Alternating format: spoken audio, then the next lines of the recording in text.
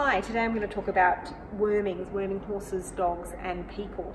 So I've ducked out to my garden out the front of our factory, which we have a little mini herb garden there, and I've got some fresh wormwood and some fresh tansy, two of the most effective vermicides and vermifuge worming herbs available.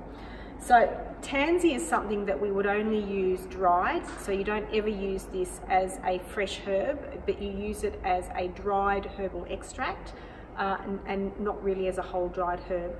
And wormwood is again similar to that, so they have to be dried before you can actually use them, and that's for safety reasons. So I just wanted to pass that by you. Ruminants, on the other hand, can actually eat your wormwood quite safely, and probably also the tansy, although I'm not sure about that, so you need to check it. But certainly for dogs and people and horses, it needs to be dried.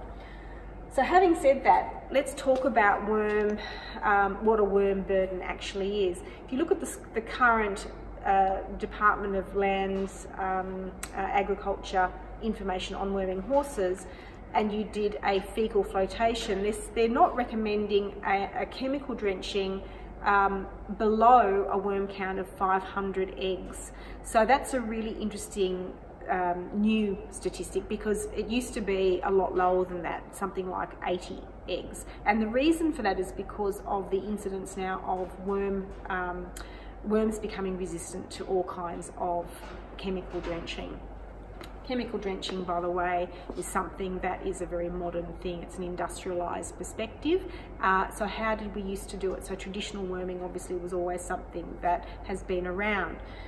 So traditional wormers have these sorts of herbs in them, like I said, and we've extracted a lot of those types of herbs, as well as some garlic and other things like rue, into our tonics. So we've got the equine tonic here, and we've got the canine worming tonic.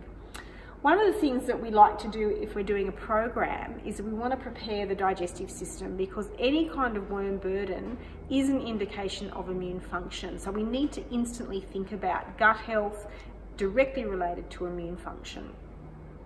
So we always like to use something like a prebiotic. So our Equigesta Pre is something that we use. It's got aloe vera in it as well. Our aloe vera in itself also is anti-parasitic, which I find really, really effective. So for horses, the program would be in the Equigesta Pre and the Wormavoid probably together over a period of time, and depending on the individual situation. You may also use something like the Infector Clear, which has got high levels of garlic and various other alterative and blood cleansing herbs in it. Depending on the situation, you would need to talk to me about that. But a basic worming program would be those two. And the same as for a dog, you'd be looking at a very similar thing. So you've got the concentrated liquid extracts, that's got rue, tansy, it's got a little bit of garlic in there, and various other, it's got wormwood in there as well.